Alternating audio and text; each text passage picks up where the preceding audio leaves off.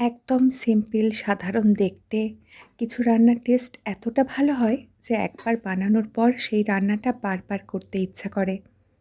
প্রথমেই কড়াতে দিয়ে দিচ্ছি 1 চা চামচ দেশি গাওয়া ঘি। ঘিয়ের পরিমাণ বাড়ালে কিন্তু রান্নাটার টেস্ট আরও ভালো আসে। আমি একটু কিপটেমি করেই ঘিটা দিয়েছি। তবে সাদা তেল দিয়ে করবেন না, এই টেস্টটা আসবে না। যত অল্পই হোক একটু ঘি দিয়ে করার চেষ্টা করবেন। ঘিয়ের ওপর দিয়ে দিলাম কয়েকটা কাঁচা লঙ্কা। চিড়ে নিয়েছি কাঁচা লঙ্কাগুলোকে, যেরকম ঝাল খাবেন সেই অনুযায়ী কাঁচা লঙ্কা। আর এবার এর মধ্যে দিয়ে দিচ্ছি টুকরো করে রাখা পেঁপে। পেঁপের সাথে ইচ্ছা করলে কয়েক টুকরো আলুও দিতে পারেন, তবে অন্য কিছু সবজি অ্যাড করলে কিন্তু এর টেস্ট আবার একটু অন্যরকম হয়ে যায়। আমি সাধারণত শুধুমাত্র পেঁপে আর একটু আলু যোগ করেই এই রান্নাটা করি। পেঁপেটা দেওয়ার পরে 1 থেকে 1.5 মিনিট পেঁপেটাকে ভেজে নেব। 1-1.5 মিনিট ভাজা হয়ে যাওয়ার পর এর মধ্যে দিয়ে দিচ্ছি মুগের ডাল। এটা কিন্তু কাঁচা মুগের ডাল, শুধুমাত্র ধুয়ে একটা ছাঁকনিতে জল ঝরতে রেখে দিয়েছিলাম। ডালটাকে ভাজবো, তবে প্রথমে নয়, এবারে ডালটাকে ভেজে নেব। গ্যাসের ফ্লেম মিডিয়াম টু হাইতে রেখেই কিছুক্ষণ নাড়াচাড়া করলেই দেখবেন ডালটা একটু ঝুড়ো ঝুড়ো মতো হয়ে গেছে আর ডালটার থেকে বেশ সুন্দর একটা ভাজা গন্ধ বেরিয়ে গেছে।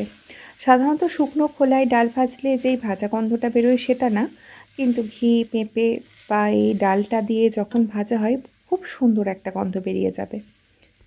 আর যদি ঘি একটু বেশি দেন তাহলে তো যা গন্ধ বেরোয় পুরো রান্নাঘর ম ম করে উঠবে। এই যখন ডালটা কষাবেন তখনই। কষানো তো নয়, কোনো রকম মশলা টশলা কিচ্ছু কিন্তু নেই এই ডালটাতে। এবারে যখন দেখবেন ডালটা একটু ঝুড়ো ঝুড়ো মতো হয়ে গেছে বা অল্প একটু ভাজা হয়ে গেছে, এবারে এর মধ্যে দিয়ে দিচ্ছি পরিমাণ অনুযায়ী জল। হ্যাঁ, এখানে বলে রাখি এই ডালটা কিন্তু একটু গা মাখো মতো বা বেশ একটু ঘন মতো হয়। সেই অনুযায়ী ডালের পরিমাণ কিন্তু এতে একটু বেশিই লাগবে। খুব একটা পাতলা ডাল এটা ভালো লাগে না। যাতে ডালটা সেদ্ধ হয়ে ফুলে উঠলে এটা একটু গা মাখো মতো হয়ে যায়, সেই অনুযায়ী জলটা দিয়ে দিতে হবে। এবার এর মধ্যে দিয়ে দিচ্ছি স্বাদ অনুযায়ী নুন। এবার আর কিচ্ছু না, গ্যাসের ফ্লেম একদম লোয়েতে করে ঢাকা দিয়ে রান্নাটা হতে দেবো যতক্ষণ না ডাল আর পেঁপেটা সেদ্ধ হয়ে যাচ্ছে। তবে এখানে মনে রাখতে হবে ডাল আর পেঁপেটা কিন্তু কখনোই ওভারকুক হবে না, তাহলে যেহেতু কোনো রকম দেখতেই পেলেন কোনো রকম মশলা নেই, কিচ্ছু নেই, একদমই খেতে ভালো লাগে না গলে গেলে। ডালটা সেদ্ধ হয়ে যাবে কিন্তু প্রত্যেকটা দানা গোটা গোটা থাকবে, আর পেঁপেটাও তাই সেদ্ধ হয়ে যাবে কিন্তু প্রতিটা টুকরো গোটা গোটা থাকবে। সেরকম অবস্থা পর্যন্ত সেদ্ধটা করে নিতে হবে। মাঝে মাঝে একটু ঢাকাটা খুলে চেক করে নিতে হবে।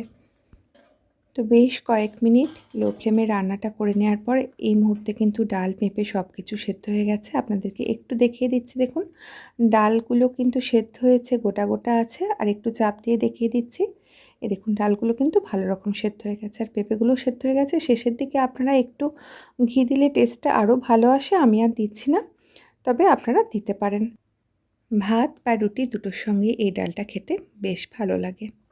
একবার এইভাবে মুগের ডালটা ট্রাই করে দেখতে পারেন। কেমন লাগলো জানাবেন। দেখা হবে পরের দিন আবার অন্য কোনো রেসিপি নিয়ে। ততক্ষণ সবাই সুস্থ থাকুন, ভালো থাকুন, সঙ্গে থাকুন।